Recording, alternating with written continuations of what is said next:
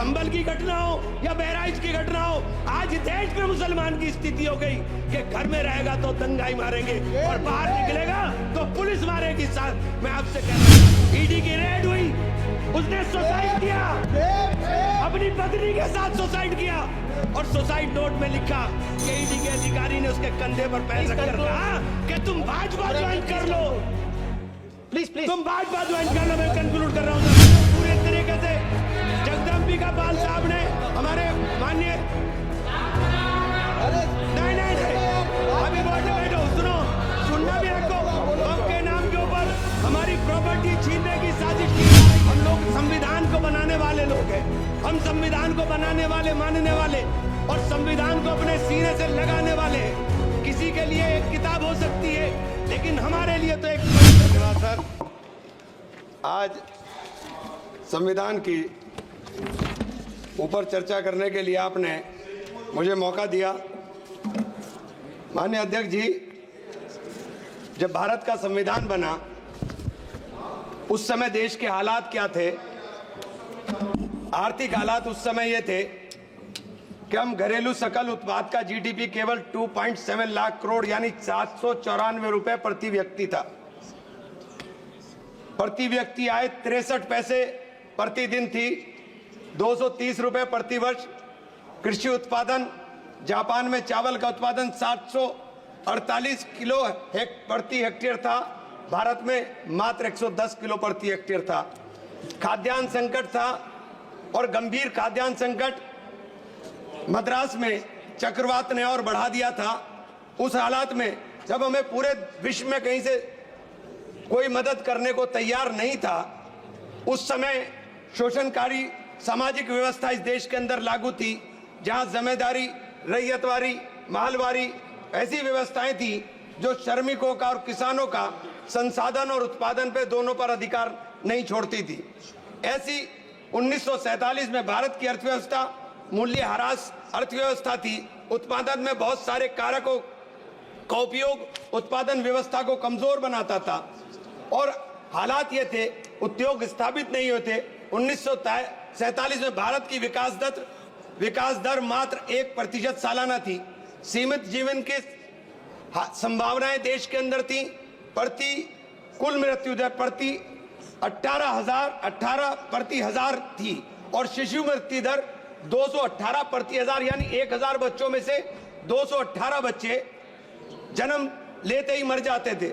न्यूनतम श्रम मूल्य था। मान्यवर, मैं ये बातें आपको इसलिए याद दिला रहा हूं और देश का विभाजन हो रहा था, चारों तरफ नफरत का माहौल था, लेकिन उस वक्त भी अहिंसा की बात, प्रेम की बात और भारत के धर्मनिरपेक्ष स्वरूप की बात करने का काम संविधान सभा में हो रहा था। ये बातें मैं इसलिए याद दिला रहा हूं कि 70 साल में हमने क्या किया। मैं आप जो यहाँ खड़े हो, ये पंडित जवाहरलाल नेहरू की नीतियां थी कि हम देश को यहाँ लेकर के आए। पंडित जवाहरलाल नेहरू की नीतियां थी कि देश के अंदर इतने संसाधनों का विकास हुआ। ये बातें मैंने आपको इसलिए बताई कि बार बार कहा जाता है कि उनका योगदान क्या था। ये उनका योगदान था, ये उनका ही ब्लूप्रिंट था कि हमने देश के अंदर हरित क्रांति लाए। देश के अंदर हमने किसानों को आगे बढ़ाने के लिए, औद्योगों को आगे बढ़ाने के लिए, लोगों को रोजगार देने के लिए एक नया ब्लूप्रिंट तैयार किया।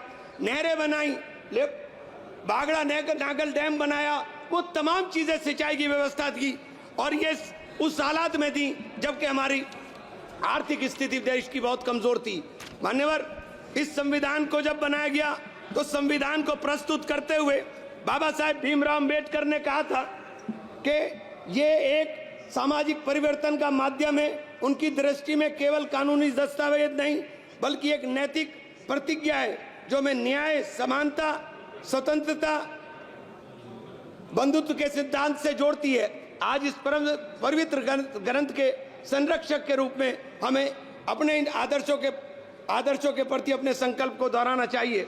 26 नवंबर 1949 को संविधान सभा में अपनी अंतिम भाषण के अंदर जब उन्होंने इसको प्रस्तुत करते हुए कहा, यह कांग्रेस पार्टी का अनुशासन ही का परिणाम था कि प्रारूप समिति के प्रत्येक अनुच्छेद और संशोधन की नियति के प्रति आश्वस्त होकर उसे सभा में प्रस्तुत कर सकी। इसलिए इस सभा में संविधान प्रारूप संविधान के सुगमता के पारित हो जाने का सारा श्रेय कांग्रेस पार्टी को जाता है। हम लोग संविधान को बनाने वाले लोग हैं, हम संविधान को बनाने वाले, मानने वाले और संविधान को अपने सीने से लगाने वाले हैं। किसी के लिए एक किताब हो सकती है, लेकिन हमारे लिए तो एक पवित्र ग्रंथ है। इसी ग्रंथ के माध्यम से हमें देश के अंदर बराबरी का अधिकार मिला। मान्यवर 2 मिनट, इसी ग्रंथ के माध्यम से हमें अधिकार मिला। आज हमारे अधिकारों के ऊपर कुठाराघात हो रहा है। वक्फ के नाम के ऊपर, वक्फ के नाम पे हमारी संपत्ति छीनने की साजिश की जा रही है। आज हमें पूरे तरीके से जगदम्बिका पाल साहब ने हमारे माननीय नहीं अभी बैठो सुनना भी रखो। वक्फ के नाम के ऊपर हमारी प्रॉपर्टी छीनने की साजिश की जा रही है। वक्फ कानून ला करके सारी प्रॉपर्टी हड़पना चाहते हैं। आज पूरे देश के अंदर एक नफरत का माहौल हमारे खिलाफ खड़ा किया जा रहा है। संभल की घटना हो या बहराइच की घटना हो, आज देश में मुसलमान की स्थिति हो गई कि घर में रहेगा तो दंगाई मारेंगे और बाहर निकलेगा तो पुलिस मारेगी। साथ मैं आपसे कहना चाहता हूँ, बस बहराइच में यही हुआ, संभल में यही हुआ। आज सीधे गोली मारी जाती है। हमारी जान की कीमत आज समझने को कोई तैयार नहीं। मैं आपसे कहना चाहता हूं मान्यवर कि आज जिस प्रकार से इन तमाम संवैधानिक संस्थाओं का दुरुपयोग हो रहा है, एक सबसे बड़ा उदाहरण मनोज परमार नाम का आदमी जो कारोबारी था, उसके बच्चों ने राहुल जी को उनकी यात्रा के अंदर भारत जोड़ो यात्रा में गुल्लक दी। उसके घर पर ईडी की रेड हुई, उसने सुसाइड किया, अपनी पत्नी के साथ सुसाइड किया और सुसाइड नोट में लिखा कि ईडी के अधिकारी ने उसके कंधे पर पैर रखकर कहा कि तुम भाजपा ज्वाइन कर लो। प्लीज तुम भाजपा ज्वाइन कर लो। मैं कंक्लूड कर रहा हूं सर, तुम भाजपा ज्वाइन कर लो, तुम्हारी जान बच जाएगी। आज ईडी और सीबीआई का इस्तेमाल हमें डराने के लिए होगा। आज ईडी और सीबीआई का इस्तेमाल इन तमाम आवाजों को चुप करने के लिए होगा।